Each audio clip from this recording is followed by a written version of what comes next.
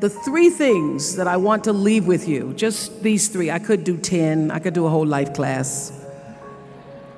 But just these 3 things will carry you if you let them. First and foremost, knowing who you are. Knowing who you are. Being able to answer this question, who am I? And what do I want? Who am I really? My answer is I am God's child. I am that which is born of all that is. I am, as Pierre de Chardin said, a spiritual being having a human experience. Come trailing the breath of the ancestors yet, but trailing the breath of the angels. And understanding that because I am connected to the source of all that is possible for me. That's who I am. And what do I want? I don't want to just be successful in the world. I don't want to just make a mark or have a legacy.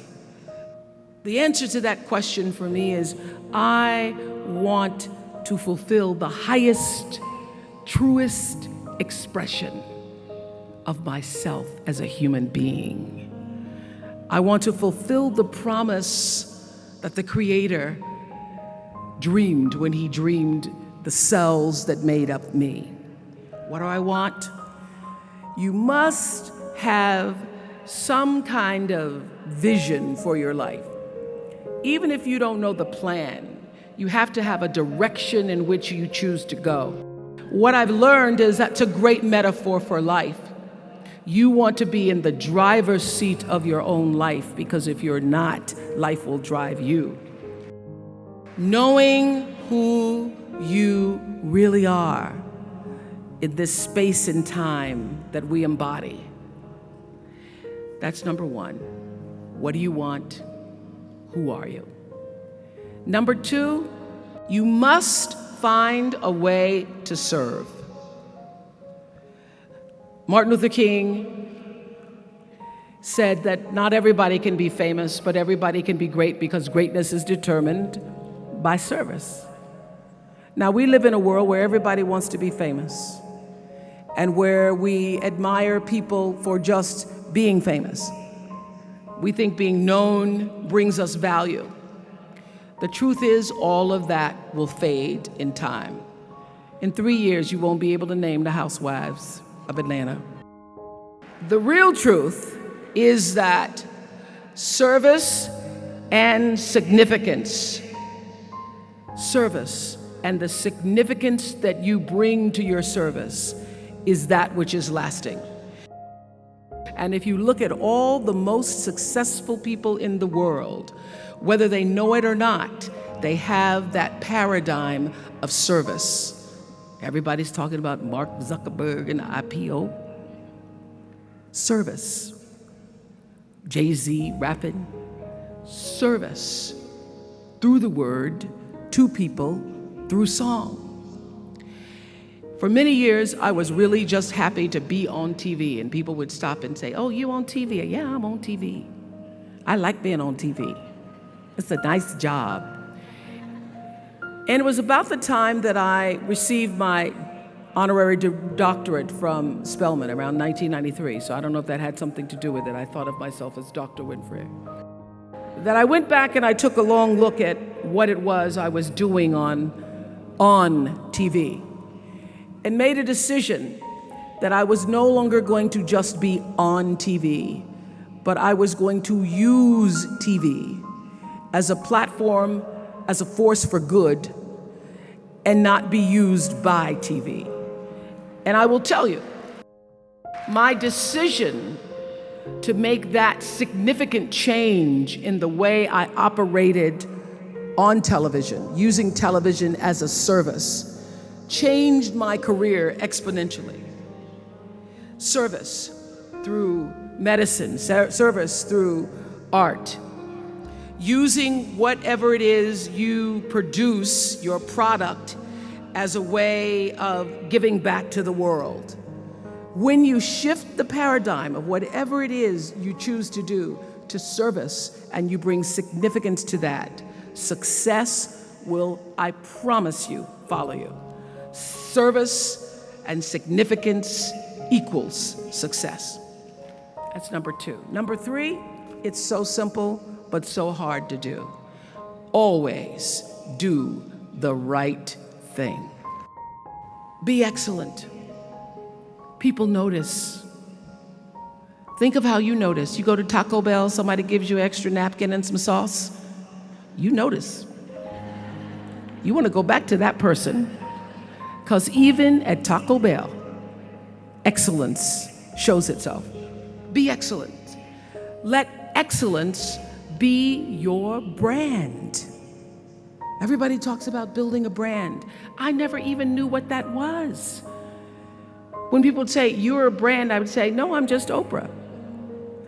What I recognize now is that my choice to, in every way, in every example, in every experience, to do the right thing and the excellent thing is what has created the brand.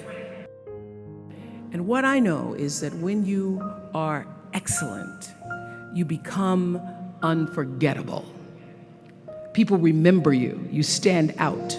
Regardless of what it is, you become an unforgettable woman. And that is what we all want. We want to be unforgettable and not forgettable. So doing the right thing, even when nobody knows you're doing the right thing, will always bring the right thing to you. I promise you that. Why?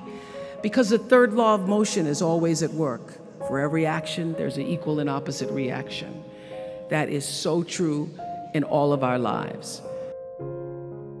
So you don't have to worry about revenge or getting back at somebody, making sure they pay.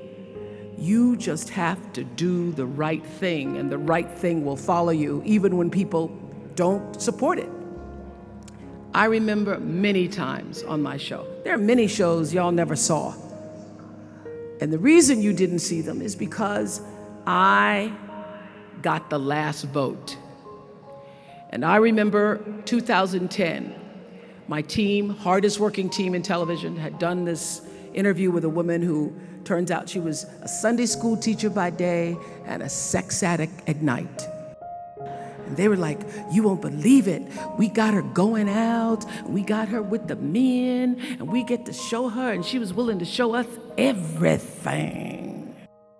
I sat down with a woman for an interview that was taped. And during the process of the interview, I said, why are you doing this? And she said, oh, I want to help people. I want to tell my story and I want to help people. I said, do you have children? She says, yes, I have a 10-year-old son. I knew right then, this is never going to see the light of day. So we got off the air and I said to the lady, we are not going to air that show. And she said, why? My producer said, why? She knew she was being filmed. She knew what she was saying. She knows what you... I said, because her son will never get over it. Her son will never get over it. It's not worth a rating point to me. Not worth a rating point to me to know that there's a 10-year-old boy who's destroyed because his mother went on the Oprah Winfrey show and told all her business. You do the right thing, even when other people think it may not be. And oftentimes, when you make a decision to do the right thing, immediately you're faced with doubt. Was that the right thing? Was that the right decision? I don't know, was that the right thing? You always know it's the right thing, when in the end, there is peace. You are rewarded by peace in knowing that you did the right thing. And what I know for sure is that the biggest choices begin and end with you, your internal big questions. Who do I want to be in the world? My relationship to all that is God. I'm not talking about what you believe in God. I'm talking about your experience of that which is all life which is divine and universal. I'm talking about the big deal. Being connected and aligned with that. When you are tuned in and charged into that, whenever you feel empty, you go inside yourself and you connect to the source and you know that all things are possible. To know that, to choose to do the right thing in service and significance. I promise you, those 3 things will not only lead you to a blessed life. I stand as a witness. My life is so blessed, I can't even take it in sometimes. It will lead you not just to a gifted life and a rewarding life that fills you up, but a sweet life. That's what you want. You want the sweetness. You want it to be so sweet, so that even when the storms come, you'll know this too shall pass. This too shall pass. The storm is passing over, and you shall not be moved because you know who you are.